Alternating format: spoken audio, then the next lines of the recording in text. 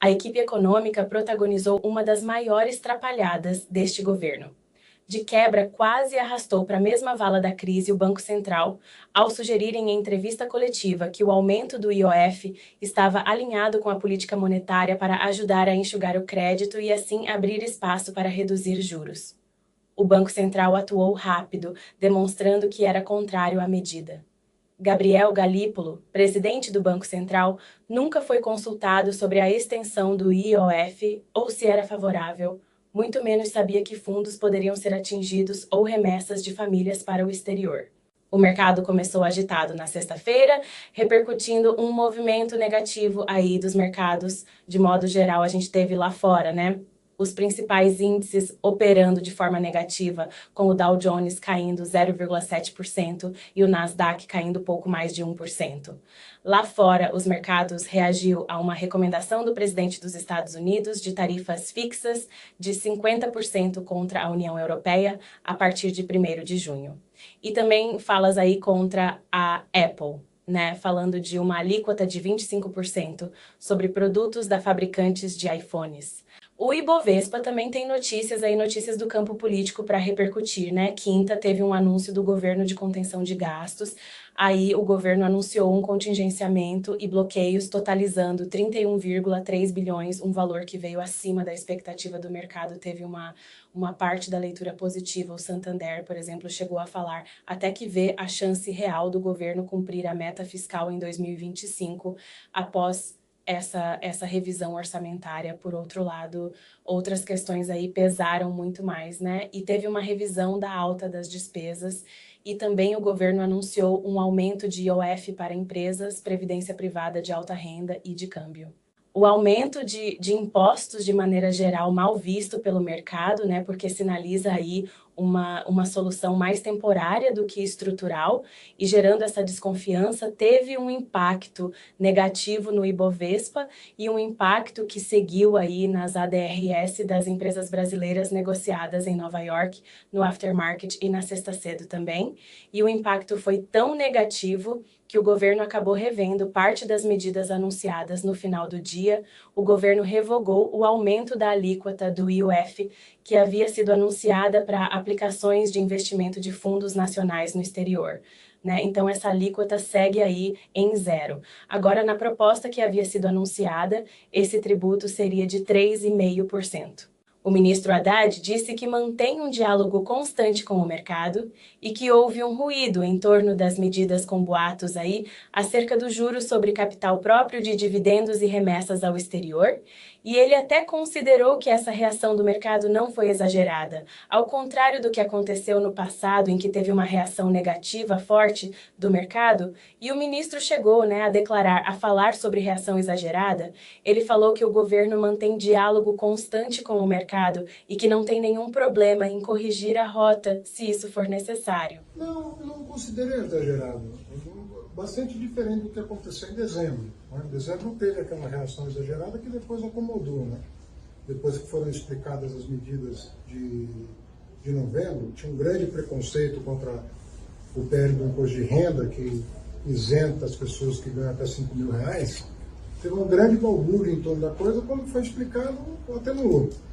Então ali havia desinformação. Nesse caso não houve desinformação, houve ao contrário, houve uma reação informando corretamente as implicações, o que ensejou a revisão. Se não tivesse a questão técnica, não seria revisto. Havia uma questão técnica a ser discutida. Eu repito, a Fazenda faz isso rotineiramente. O Conselho Monetário Nacional, a todo momento, está revendo normas regulatórias para melhorar o ambiente de negócio. Essas quatro instrumentos financeiros que nós temos, LCI, LCA, CRI, CRA, então, semana passada passaram por uma revisão. E a todo momento nós estamos corrigindo e observando como é que o mercado se comporta para calibrar o que nós queremos, qual é o objetivo que nós queremos. É o que está acontecendo hoje.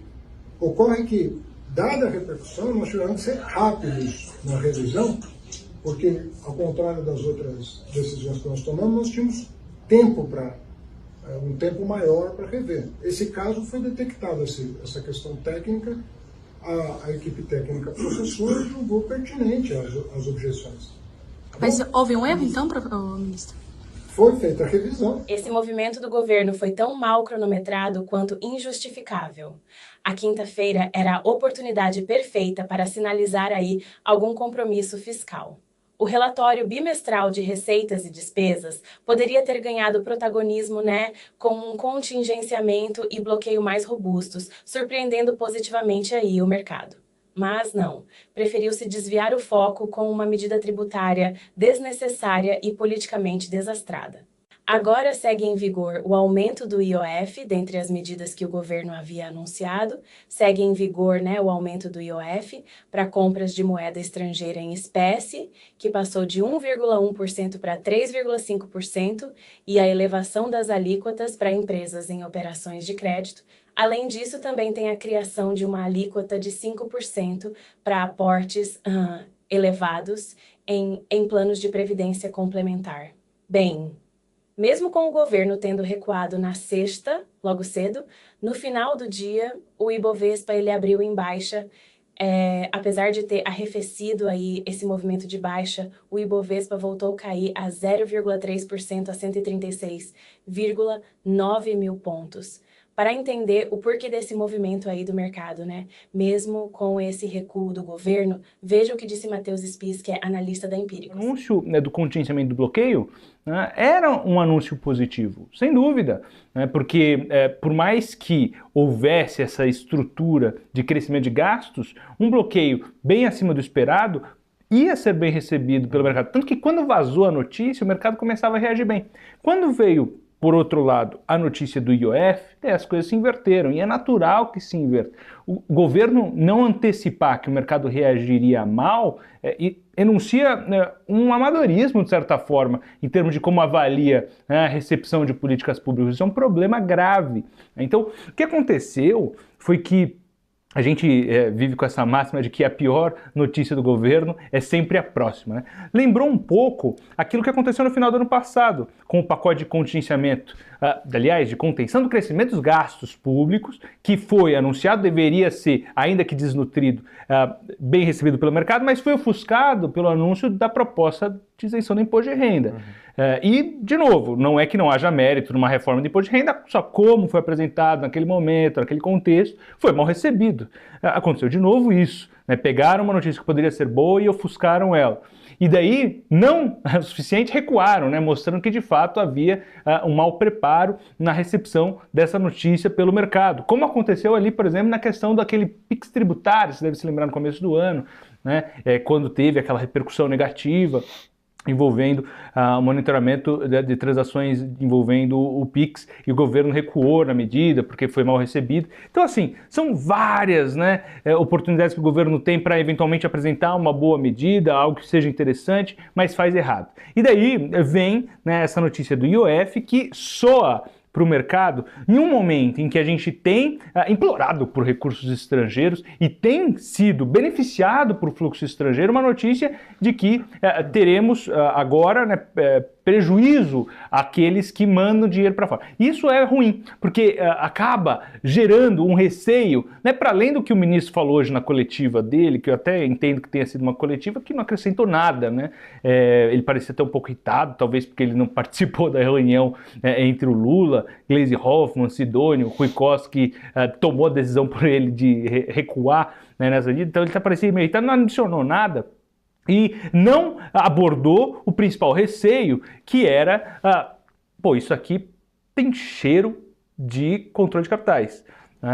Assim, foi isso que o mercado interpretou. Porque a partir do momento que você tem uma chave que você vira 3,5, mas porque não é 5, porque não é 10, porque não é 20, porque não é 50, o pessoal começa a tirar dinheiro do Brasil. E daí começa a especular. Aí sim começam as especulações. O governo já está se preparando para quando ele dobrar a posse e houver fuga de capitais, ou caso seja reeleito e houver fuga de capitais, ele vai colocar esse negócio em 100%. Esse é o medo, Você começa a gerar especulação, e é natural, você não controla isso, o mercado vai reagindo, vai colocando isso no preço. Então, olha só que loucura, perdeu a boa notícia do contingenciamento e do bloqueio, perdeu a arrecadação potencial que teria com a medida, porque recuou, e perdeu também credibilidade. Ficou o quê? O impacto nos preços. Né? Ficou o impacto nos preços, isso não volta da noite para o dia, arrefeceu. É claro, você tem uma tendência positiva para ativos brasileiros que não vem de hoje, não é culpa do governo também. Né? Aliás, o governo, toda oportunidade que teve, prejudica a tendência de alta dos ativos brasileiros. Isso vem desde o começo do ano. Né? Então, o que aconteceu hoje, desde o começo do ano, foi que a gente tinha ativos muito depreciados, né, e que vinham se beneficiando dessa rotação de recursos para ativos que estão descontados, vindo de ativos que andaram demais, rotação regional no mundo, saindo dos Estados Unidos, indo para outros mercados, foi para a Europa, foi para a China depois do Deep Day, e veio para mercados emergentes. Aí, por exclusão, o Brasil, que está barato, acaba se beneficiando. Né? Tem a tese de corte de gastos, tem a tese de mudança do pêndulo político, não é por culpa do governo, pelo contrário, o governo atrapalha sempre, e voltou a atrapalhar agora, né? Mas não macula o ciclo completo. É claro que até a efetiva, eventual mudança de pêndulo político nas eleições do ano que vem, o trajeto é longo. E até lá muita coisa pode acontecer, em especial no fiscal, né, que é preocupante. O próprio governo, no Ministério do Planejamento, fala que precisaremos de uma reforma estrutural do orçamento em 2027. E o governo não aborda essas questões agora. Empurra com a barriga, pensando nas eleições. Não quer perder, porque já perdeu popularidade, vai voltar a perder provavelmente com a questão do INSS, que é um escândalo, que pode ter a CPMI. Então ele se vê acuado, desidratado politicamente, sem recursos para fazer tudo o que quer, e daí vai atrás de arrecadação, não pensa no gasto, que é o problema estrutural brasileiro. E daí volta aquela sanha, é o governo que só procura arrecadar, num país que já tem uma carga tributária elevada, o pessoal não topa mais impostos, e agora com esses contornos de controle do capital. Então, note que o contexto, você cria um ambiente muito ruim, né, para investimento. De novo, não acho que seja o final desse rally que a gente está vendo nos ativos brasileiros, acredito que o horizonte parece promissor ainda, mas para quem acha que vai ser algo linear, se engana, porque o mercado já tem entendido que o governo não vai fazer nada para resolver o problema, que só piora. Então é um problema mapeado, a gente sabe qual é o problema, a gente sabe que o governo flerta todo dia com medidas adicionais para expandir esse problema, ou seja, aumenta a conta do ajuste para 2027, todo dia aumenta a conta. E assim, todas as medidas, e daí você tem medidas que não necessariamente aumentam essa conta, mas que flertam com possibilidades que possam vir a ocorrer. Por exemplo, a MP da energia elétrica, que isenta para não sei quantas pessoas, milhões de pessoas, e reajuste em cima da classe média para você fazer esse balanceio. Isso enuncia que o governo está disposto a procurar por medidas, né, que tem cunho eleitoreiro, tem cunho mais populista e assim por diante. E daí o mercado entende que o governo não vai endereçar as questões dos gastos. Pô, ontem você viu o Haddad e a Tebet, né, falando do contingenciamento do bloqueio, quando foi falar do IOF, eles saem de cena, né? E daí não endereça essa questão, né, que foi o problema de fato. Outro ponto interessante, o mercado prestou atenção quando os secretários responsáveis pela comunicação falou do alinhamento de política monetária. Isso soou como se o Banco Central tivesse alinhado com essa política. Não estava, tanto que foi desmentido isso depois. Parece que o Galípolo até ficou meio bravo com a medida sendo tomada da maneira que foi. Havia algum indício de que poderia vir algo nessa direção, mas não como foi feito. Então, soa também despreparo de alinhamento interno, né? Uma bagunça que tem acontecido em outros episódios. Então, não diria que o mercado deixou de lado a questão fiscal. Eu só entendo que o mercado interprete que seja um problema que o governo atual não vai ser endereçado. Só seria endereçado em 2027 em um novo governo. Agora, qual vai ser o peso maior? Eu entendo que vai continuar surfando as benesses de uma rotação regional em nível global, como tem acontecido desde o começo do ano, com entrada de recursos estrangeiros, com essa possibilidade de mudança do pêndulo político, até de certa forma suporte os resultados corporativos, mas ao longo do percurso esses choques fiscais com novidades negativas vão surtir efeito e servir de justificativa para os investidores realizarem lucros, ajustarem posições, como temos visto. E o que você achou desse número que foi anunciado pelo governo dos cortes? Ele é suficiente na avaliação? Do contingenciamento e do bloqueio, né? Isso. Na verdade, ele coloca... O que aconteceu? O governo, quando ele colocou o orçamento para o ano, né, que vamos lembrar, foi apresentado super tardiamente, aprovado super tardiamente, ele contava com algumas superestimações. Superestimações essas de receita que sabíamos que nunca seriam concluídas. De certo, eles arrumaram um pouco dessas superestimações, ou seja, limparam o orçamento, de modo que eles corrigiram essas superestimações de certo modo. E como consequência disso, apareceu um rombo gigante. Qual é a consequência disso? Precisa contingenciar, precisa bloquear, foi o que fizeram. E com isso, né, pareceu que as coisas foram melhor do que esperado, porque havia já desde a semana passada, daí você começa a ver sinais, né, que o governo já preparava o terreno para uma possível notícia ruim.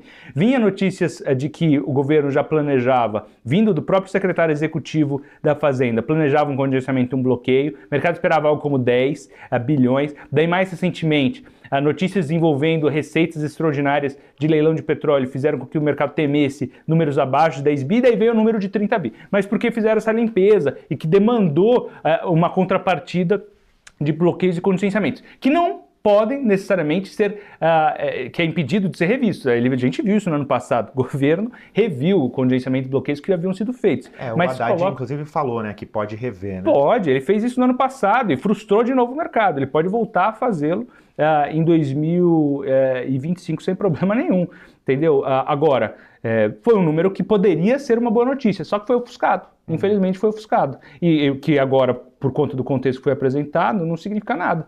Pois é, isso mesmo, gente, não significa nada. Os números anunciados pelo governo, né, os cortes anunciados, não são suficientes. Mas sempre é bom relembrar aí o papel da internacionalização nas carteiras, né?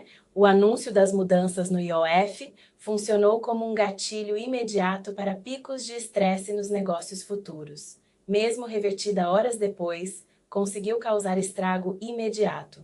O susto foi suficiente para disparar negociações frenéticas no after hours lá fora e reacender o velho fantasma de fuga de capitais, justamente num momento em que a Bolsa Brasileira vinha se beneficiando do fluxo estrangeiro, embalado pela rotação de portfólios após a escalada tarifária global. A leitura de parte do mercado foi clara. A medida soava como um ensaio de controle de capitais. E mesmo com o recuo, o dano reputacional foi feito. O governo abriu mão, de uma só vez, de arrecadação, previsibilidade e confiança. Em nome de quê? Ninguém sabe.